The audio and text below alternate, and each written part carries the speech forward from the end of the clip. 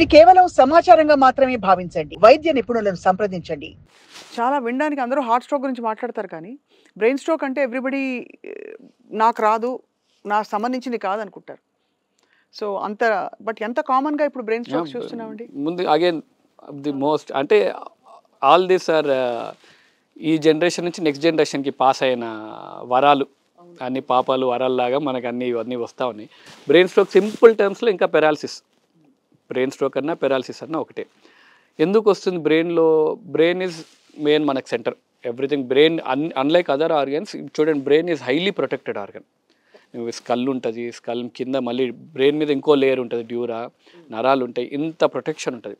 అయినా కానీ and when you compare to other organs, brain injuries కానీ brain neurological disorders are little less. Tumours కానీ strokes కానీ. బ్రెయిన్లో స్ట్రోక్ రావాలంటే మెయిన్గా 2 రకాల స్ట్రోక్స్.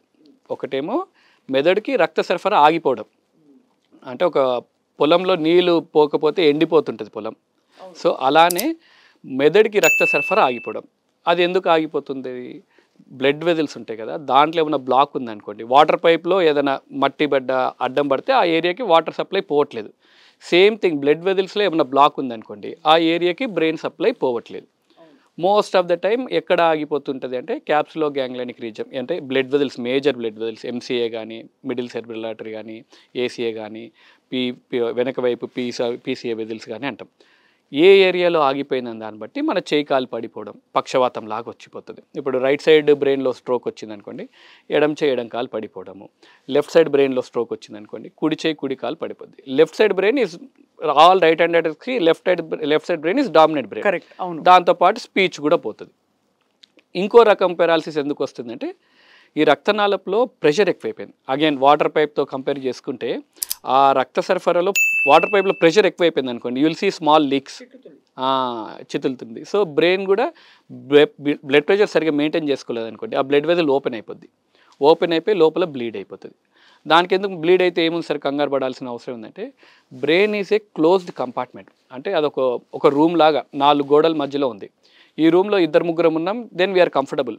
ఇమాజిన్ ఈ రూమ్లో 10,000 మెంబర్స్ వచ్చారు, ఉక్కిరి బిక్కిరి అయిపోద్ది. సో బ్రెయిన్లో కూడా ఇట్ మెయింటైన్స్ ఏ ప్రెషర్, కొంతవరకే ఇంట్రాక్రేనియల్ ప్రెషర్ అని అంటాం.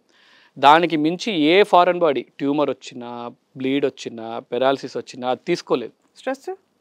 Stress again is an psychological, ప్యాథలాజికల్గా కాదు, అంటే మెకానికల్గా దానివల్ల ఏం అవ్వట్లేదు. ఓకే. సో అంతమంది ఉన్నప్పుడు ఈ రూమ్లో 10,000 మంది ఉంటే మనం ఉక్కిరి బిక్కిరే, మనకి ఇబ్బంది. సేమ్ థింగ్ బ్రెయిన్ కూడా. కొంతమంది ఏదైనా ఎక్స్ట్రా వచ్చినా brain won't take, it will immediately show your symptoms. Either headache లాగానో, లేకపోతే వాంతులు లాగానో, ఫిట్స్ లాగానో, పెరాలసిస్ లాగానో, ఏదో రకంగా ఇట్ విల్ షో యూ. మీరు అన్నట్టు యంగ్ ఏజ్లో ఎందుకు వస్తుంది స్ట్రోక్? ఈ ఎల్డర్లీ కాకుండా ఇంతకుముందు పెద్దవాళ్ళు చూసేవాళ్ళం 60s, 70sలో పెరాలసిస్ వచ్చింది, పక్షవాతం వచ్చిందని. Now we see as early as 30s, 40sలో కూడా చూస్తున్నాం. Again sedentary lifestyle, food habits completely మారిపోయినాయి.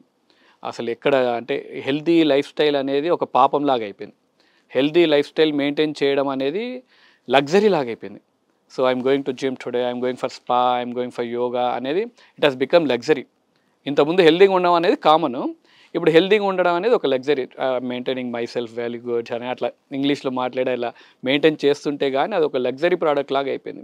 విచ్ షుడ్ బి మోర్ కామన్గా ఉండాల్సింది, ఇట్ హాస్ బికమ్ లగ్జరీ. దానివల్లనే we see all these changes.